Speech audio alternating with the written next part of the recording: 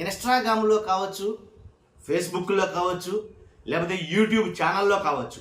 ఒక వీడియో అయితే కొన్ని వీడియోలు అయితే కనుక సర్క్యులేట్ అవుతున్నాయి, వైరల్ అవుతున్నాయి. ఏంటి ఆ వీడియోలు అయితే కనుక ఈనాడు పేపరు, ఆంధ్రజ్యోతి పేపరు పట్టుకున్నారండి. ఇలాగా పట్టుకుని నా జీవితంలో ఎప్పుడు కూడా ప్రభుత్వ స్కూల్ విద్యార్థుల్ని ఇలాగా ఒక పేపర్లో, ఒక పత్రికల్లో, దినపత్రికల్లో అసలు ఎక్కడం అనేది, దినపత్రికల్లో ముద్రించడం అనేది నేను ఎప్పుడూ చూడలేదు నా ఇన్నేళ్లలో అని అయితే కనుక ఇలా మాట్లాడటం అయితే జరుగుతుంది. ఒక వీడియో అయితే కనుక వైరల్ అవుతుంది. చాలామంది చూసే ఉంటారు ఆ వీడియో. కానీ 10వ తరగతి పిల్లలు, 10th క్లాస్ విద్యార్థులు ఇంటి ప్రభుత్వ స్కూళ్ళలో కూడా గణనీయంగా మంచి మార్కులతో అయితే పాస్ అయ్యారు. ఆ మాట వాస్తవం. కాబట్టి పాస్ అవడం ఒక ఎత్తు అయితే కనుక దాన్ని నారా లోకేష్ గారు వన్ స్టెప్ ముందుకు తీసుకెళ్ళాలని చెప్పాలి. ఏంటది? వాళ్ళని ఈనాడు పేపర్లో, ఆంధ్రజ్యోతి పేపర్లో, దినపత్రికల్లో వాళ్ళ ఫోటోలు ముద్రించారు. ఒక యాడ్ ఇచ్చారు. అంటే ఎప్పుడూ కూడా నారాయణ కానీ, శ్రీ చైతన్య కానీ ఇలా పెద్ద పెద్ద సంస్థలే, కార్పొరేట్ స్కూల్ పిల్లలు మాత్రమే పేపర్ యాడ్లలో ఉంటారు. కానీ ఫస్ట్ టైం ఏంటి ఎవరి ప్రభుత్వ స్కూల్ విద్యార్థులు కూడా ఆ యాడ్లో ఉన్నారు అనే ఉద్దేశాన్ని టీడీపీ బాగా విపరీతంగా సర్క్యులేట్ చేస్తుంది. బాగా విపరీతంగా. కాకపోతే నేను ఏమంటానంటే, ఖచ్చితంగా నేను చెప్పేది ఏంటంటే, ఏదైతే ప్రభుత్వ విద్యార్థులు ఇప్పుడు అంత గణనీయంగా మంచి మార్కులు రావడానికి, లేదా విద్యార్థులు కావచ్చు, స్కూళ్ళు కావచ్చు అంతలా డెవలప్ కావడానికి ఏదో కొంత ఖచ్చితంగా మూలం అంటూ ఉంటుంది కదండి. ఎప్పుడో పాతిన మొక్క ఇప్పుడు ఫలాలు ఇవ్వడమో, లేకపోతే ఎప్పుడో ఇప్పుడు ఫలాలు ఇవ్వడం అనేది ఖచ్చితంగా ఉంటుంది. కాబట్టి అంటే ఈ క్రెడిట్ ఎవరికి ఇవ్వాలి? నేను అనేది ఇప్పుడు 10వ తరగతి విద్యార్థులు బీభత్సమైనటువంటి మార్కులతో పాస్ అయ్యారంటే కనుక ఈ క్రెడిట్ ఎవరికి ఇవ్వాలి అనే దాని మీద గుంపులు పడుతున్నారు సోషల్ మీడియాలో కొంతమంది. కాబట్టి మనం దాని గురించి వివరణ ఇద్దామని వీడియో చేస్తున్నా. ఇప్పుడు 10వ తరగతి పిల్లలు పాస్ అయ్యారు. పాస్ అయిన పిల్లలు మంచి మార్కులతోటి ఏంటి దినపత్రికలో అచ్చయించారు. తప్పులేదు, మంచిదే. దానికి నారా లోకేష్ గారి కృషి కూడా చాలా ఉంది. కానీ నేననేది ఏంటంటే, ఏదైతే ఈ క్రెడిట్ ఎవరికి ఇవ్వాలి అని అంటే కనుక జగన్ గారికి కూడా, వాస్తవానికి జగన్ గారికి కూడా, అంటే గతంలో ఏదైతే జగన్ గారి హయాంలో ఈ నాడు నేడు అనే ఒకే ఒక మాటతోటి స్కూళ్ళ రూపురేఖలు, ముఖ చిత్రాలు మార్చాడని చెప్పాలి. అంతకుముందు బూత్ బంగ్లాల్లో ఉండే చాలా స్కూళ్ళని పైన కూర్చుంటే కింద కూర్చుంటే పైనుంచి పెచ్చులు పోయే అలాంటి స్కూళ్ళని అన్నిటినీ రీకన్స్ట్రక్షన్, రీమోడలింగ్ అంతా చేసి దాన్ని ఎలా అంటే వాటి రూపురేఖలు మార్చాడు. కార్పొరేట్ స్కూళ్ళకి తగ్గట్టుగా వాటిని మార్చాడని చెప్పాలి. దాంట్లో ఎలాంటి డౌట్ లేదు.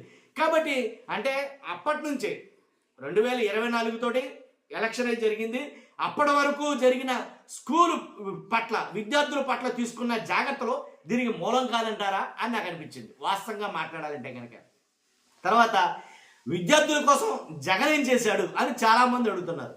చాలామందికి తెలుసు జగన్ ఏం చేశాడంటే విద్యార్థుల్ని స్కూల్ డ్రాప్ అవుట్స్ తగ్గించడానికి అమ్మఒడి పెట్టాడు. అంతేకాదు జగనన్న విద్యా దీవెన పెట్టాడు, జగనన్న వసతి దీవెన పెట్టాడు, మనబడి, నాడు నేడు. ఇది చాలా ఇంపార్టెంట్. దీని గురించి నేను ఎక్స్ప్లెయిన్ చేస్తాను, మీరు కంటిన్యూగా చూడండి. జగనన్న విద్యా కానుక ఉచితంగా పుస్తకాలు ఇచ్చాడు, యూనిఫామ్ ఇచ్చాడు, బ్యాగ్ ఇచ్చాడు, బూట్లు ఇచ్చాడు. ఏంటి కార్పొరేట్ స్కూల్కి తగ్గట్టుగా పిల్లల్ని తయారు చేశాడు. తర్వాత ఇంగ్లీష్ మీడియం, అలాగే ట్యాబులు కానీ, ఏదైతే బైజూస్ కంటెంట్ అసలు ఎప్పుడు అంటే చాలా మటుకి నాలాంటి ముఖానికి తెలియనటువంటి బైజూస్ కంటెంట్లు, అసలు ఇంటర్నేషనల్ ప్లాట్ఫామ్లో వాడేటువంటి బైజూస్ కంటెంట్లతో లోడ్ చేసిన ట్యాబ్లు ఇవ్వడం, ఇంగ్లీష్ మీడియంని కావాలని వాళ్ళకి ఏర్పాటు చేయడం. కాబట్టి విదేశీ విద్యా దీవెన, ఇలా 1-2 కాదు, ఫీజు రీఎంబర్స్మెంట్, ఇలా చెప్పుకుంటూ పోతే చాలానే చేశాడు జగన్మోహన్ రెడ్డి గారు. ఓటు హక్కు లేని పిల్లల కోసం నాకు ఊహ తెలిసిన తర్వాత ఏ రాష్ట్ర ముఖ్యమంత్రి ఇంత చేసి ఉండడు, ఓటు హక్కు లేని పిల్లల కోసం. కానీ జగన్ గారు అవేవి ఆశించకుండా చేశాడండి. ఎందుకంటే ప్రజలకి కావాల్సింది విద్య, వైద్యం అని గట్టిగా నమ్మాడు. దాంట్లో ఎలాంటి డౌట్ లేదు. కాబట్టే విద్య కోసం అలాంటి స్టెప్లు 600 మంది 500 మంది ఉన్న స్కూల్లో కూడా 2-3 మరుగుదొడ్లు ఉండే పరిస్థితి. వాటిని చూస్తే చాలు ఏంటి రోగాలు వచ్చి చచ్చిపోతాం. అలాంటి పరిస్థితుల్లో ఉన్న మరుగుదొడ్లని అత్యాధునికంగా మార్చాడు. ఎన్ని అవసరమో అన్ని చేశాడు. అలా 1-2 కదండి. మనబడి, నాడు నేడులో భాగంగా ఇంచుమించు సుమారుగా నాకు తెలిసి ఒక 50,000 పైన ఉంటాయి పాఠశాలలో. వాటన్నిటినీ రూపురేఖలు మార్చాడు. తర్వాత మళ్ళీ 2వ దశగా, 3వ దశగా ఏంటి వాటి అసలు ముఖ చిత్రాలు మార్చేశాడు.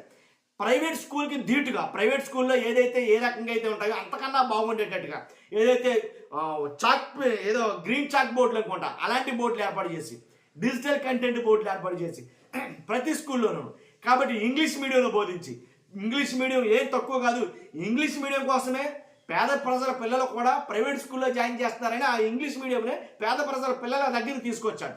దాంట్లో ఎలాంటి డౌట్ లేదు.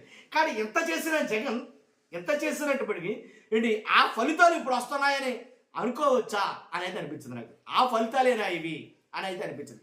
కాబట్టి మీ అభిప్రాయం అంటే ఖచ్చితంగా కామెంట్ రూపంలో తెలియజేయండి. నేను చూసా పేపర్లో దినపత్రికల్లో పేద పిల్లల అంటే ప్రభుత్వ విద్యార్థుల పిల్లలు ప్రభుత్వ స్కూల్లో విద్యార్థుల పిల్లలు ఏంటి దాంట్లో విద్యార్థులు దినపత్రికలో రావడం అంటే నాకు చాలా సంతోషంగా అనిపించింది.